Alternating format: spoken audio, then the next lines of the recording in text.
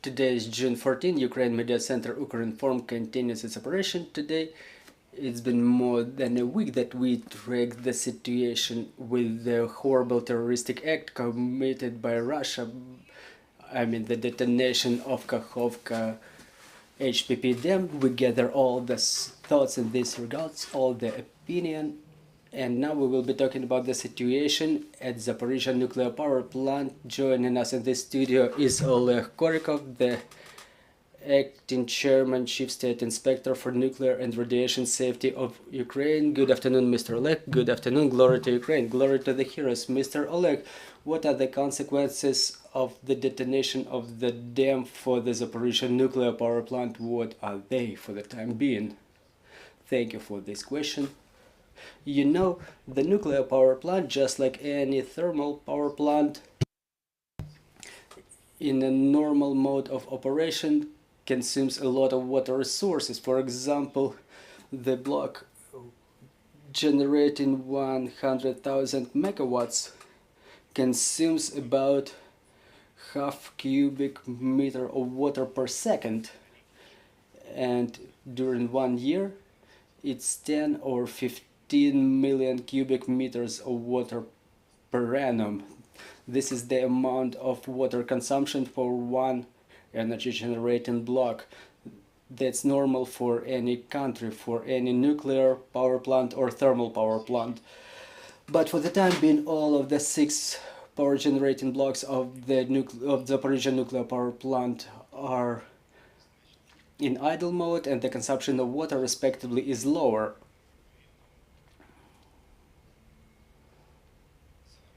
Now, the power generating blocks are in the suspended operation mode, and when we've got the information from the information about mining of the dam of Kakhovskaya hydraulic power plant, the operating organization analyzed the indicators, their influence on the safety and security regime, and they developed the measures which would ensure safety and security in case of absence of Kakhovskaya water reservoir, the actual absence of it. Such measures include the creation of water reserves in the industrial facilities of Zaporizhzhia nuclear power plant, and on the other hand, such measures include a track aimed at decrease of water consumption by the equipment of Zaporizhzhia nuclear power plant. Besides, the cooling pond of the Zaporizhzhia nuclear power plant, which contains water, is a separate hydrotechnical facility which contains water, and thus the power generating blocks of Zaporizhzhia nuclear power plant being suspended, and given the compliance with the measures that I mentioned, the safe operation of nuclear power plant, non-damage of the nuclear fuel, is possible within a number of months in such mode. So the impact of the destruction of the dam is significant, but in terms of its influence on the safety and security regime of the Zaporizhzhia nuclear power plant, we can continue operating it within such period that I mentioned. But it would be possible if we had a responsible management there, which we unfortunately don't have for the time being. So you're saying about the 2-month reserve, but what's on within these 2 months? How are we supposed to stabilize the operation of the nuclear power plant? If it doesn't happen, what happens next then? As we mentioned already in different platforms, the only safe way is to ensure the safety and security of operation of Zaporizhzhia nuclear power plant only by returning it under control of the legitimate and competent operator such as Ukrinform, and its return under the control of the legal and legitimate Inspectorate of the Nuclear and Radiation Safety of Ukraine, its full demilitarization and the occupation of Zaporizhzhia nuclear power plant. So there is international consensus on this issue. This international consensus is documented in resolutions of the board of the IAEA. There are 3 resolutions of the management board of IAEA. They date 2020 about 2022, I'm sorry, about the necessity of the occupation and demilitarization of Zaporizhzhia nuclear power plant, and this is how we can ensure safe and secure operation of it.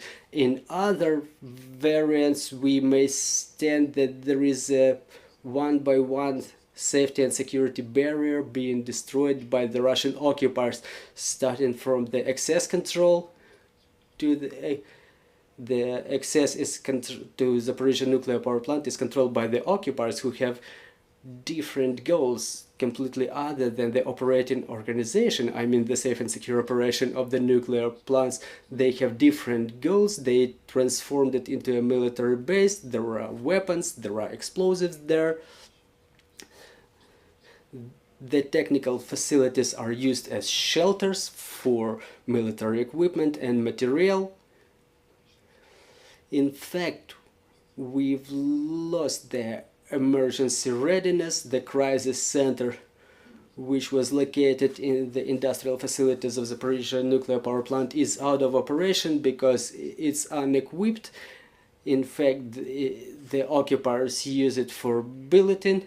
The external crisis center does not receive any data about the safety indicators at Zaporizhzhia nuclear power plant, and firefighting unit, which in fact is supposed to be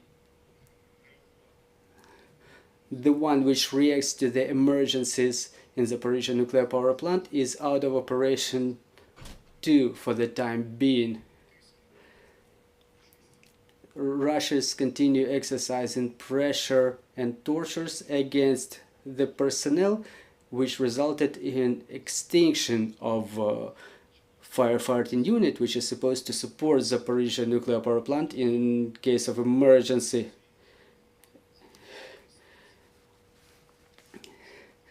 And there is a list of violations of the safety and security rules, and I can continue on and on. Just 2 weeks ago, upon the order from the Moscow, the radiation monitoring indicators transfer was terminated from Zaporizhzhia nuclear power plant, which is unacceptable.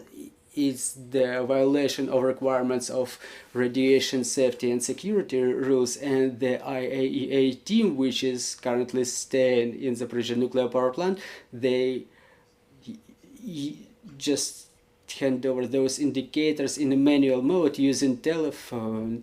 They hand those indicators over to the headquarters of IAEA in Vienna. They're being input there manually, and thus they become available to the members of IAEA. So again, barrier by barrier,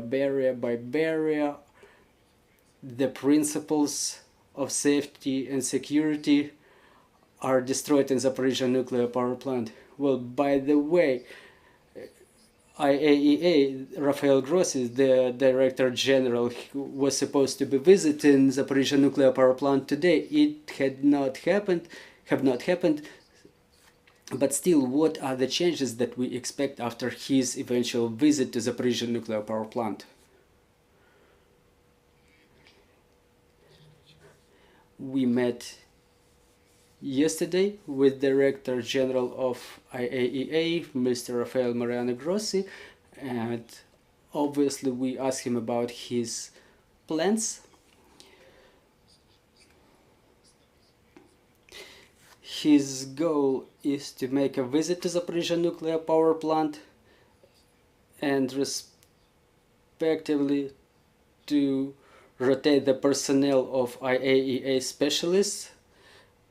For what we know now, it's the 8th shift of IAEA specialists working there. Their mission was established from the 1st of September 2022, and now it's team number 8 working there. And the head of MAGATE is supposed to bring the team number 9 to rotate team number 8. For the time being, the rotation of the team was suspended for another 2 weeks.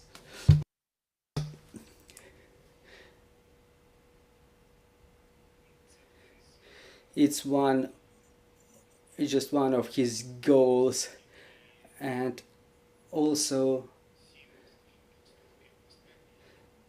since there were 7 fundamentals that Mr. Grossi proclaimed earlier, fundamentals of safety and security, all of them were compromised.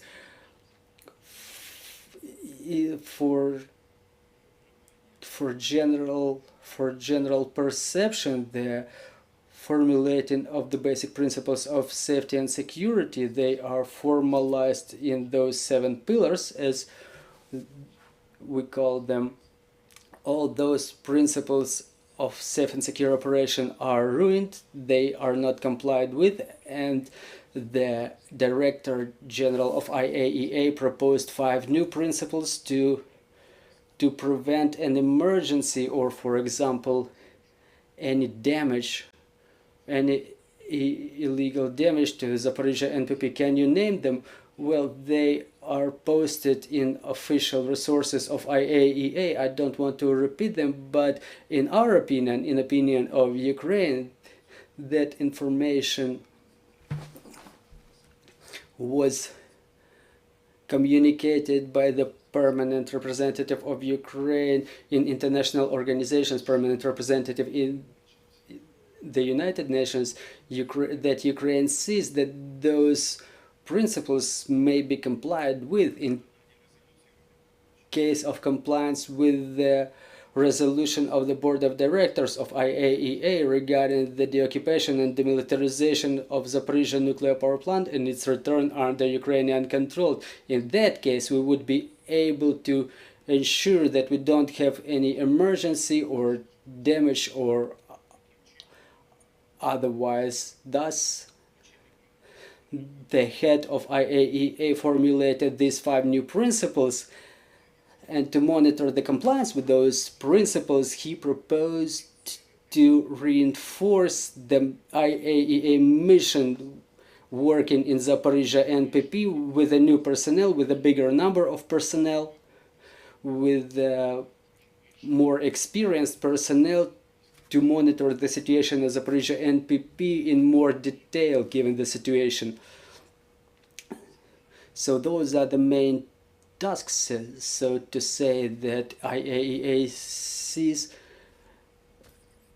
before this particular visit of the Zaporizhzhia NPP. On our part, we've also proposed to have IAEA assist. Well, we know that the regulating body for radiation safety and security of Ukraine, under conditions when the occupiers act irresponsibly and unpredictably, diplomatically saying, meaning the destruction of the dam, and in compliance with the safety and security principles. On our hand, we approved the resolution on switching the power generating block number 5 into idle mode, but that resolution is not complied with because the occupiers impede the Ukrainian personnel to fulfill that resolution. And thus we also proposed IAEA to support us to help switch that power generating block into cold idle. So if we don't make it, what are the risks for the power plant?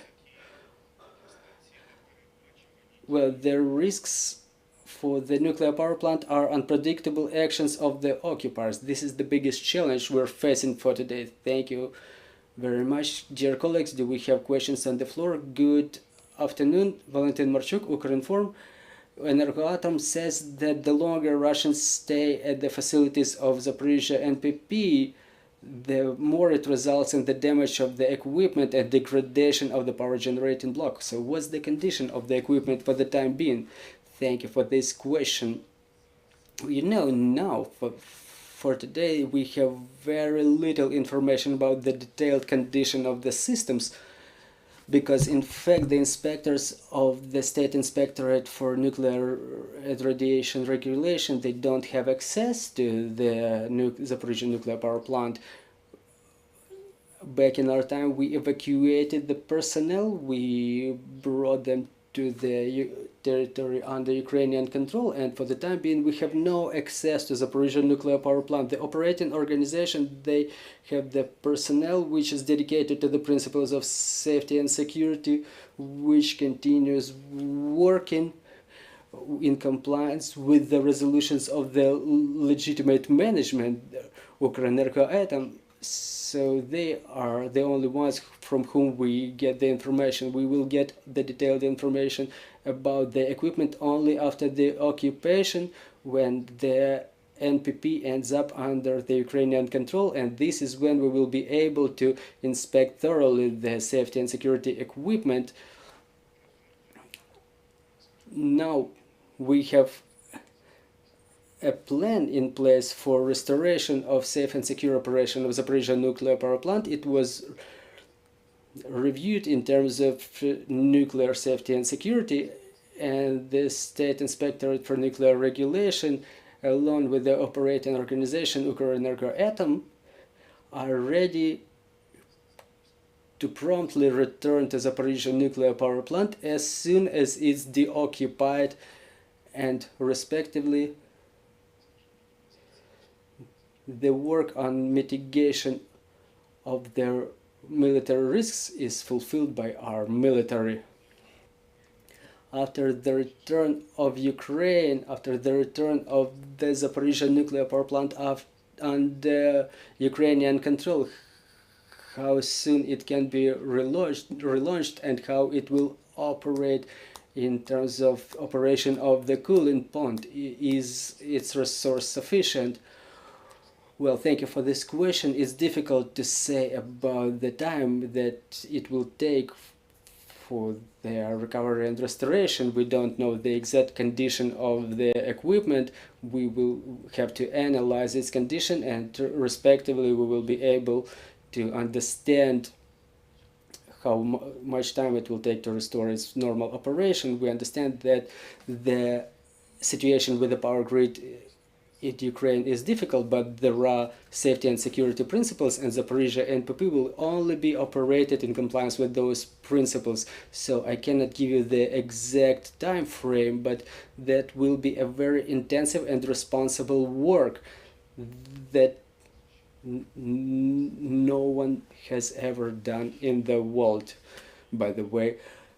Thank you. Then another question. There was information in foreign media that the head of IAEA will not visit the Zaporizhzhia nuclear power plant in view of the security situation there, but now that you've mentioned that you had a meeting with him, to what extent is that information faithful? So is he going to visit it or not?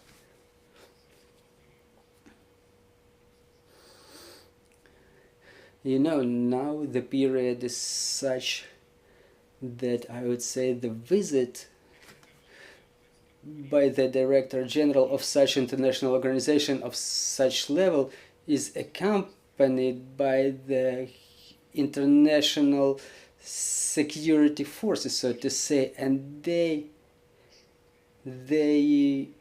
establish the route of approach and other related things. You know, this issue is beyond my competence because I'm the safety and security engineer, safety and security specialist, and you know, Ukraine, you can see this information from the official sources of the President of Ukraine, Volodymyr Zelensky, that Ukraine fully supports this visit, and we take all the necessary steps to make it happen. Thank you. Андрій Стасюк, Суспільне. Mr. Oleg, I would like to ask for details about this cooling pond. Mr. Rafael Grossi stated that it can be sufficient for 5 months, and you mentioned the term of 2 months. Okay, let's imagine this term expires. How can we pump water in there? Now during summer it will get drier. Is it practically real to pump water over there to continue cooling of the reactors? Well, I would not fix those time frames because this regime of operation is unprecedented, and those forecasts like 2, 3, 5 months, it all depends on whether the measures will be taken related to minimization of water resources consumption and other measures related to creation of water reserves. Or for example, there are additional water consumption sources, but they are sufficient to disseminate the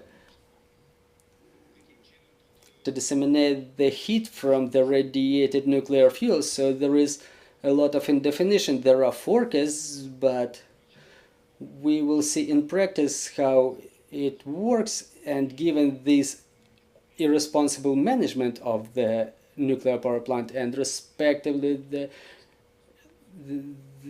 their irresponsibility, is difficult to predict anything. You know, the first thing we have to do is to return the Zaporizhzhia nuclear power plant under Ukrainian control, and we will return it to normal and safe operation mode.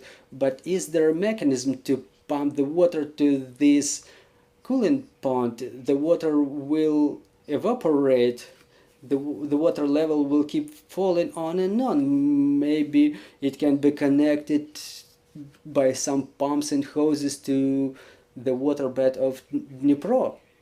Well, yes, there are obviously mechanisms to ensure the stable dissemination of heat from the radiated nuclear fuel, but given the occupational management and unpredictability of their actions, we cannot be sure about the safe and secure operation of the Zaporizhzhia nuclear power plant. I have another question. Could you please tell us what is the number of Ukrainians, the employees, engineers, specialists who are currently staying at the Zaporizhzhia nuclear power plant? You can get the details from Ukrinform, the operating organization. The latest figures that I have are from 1 to 2,000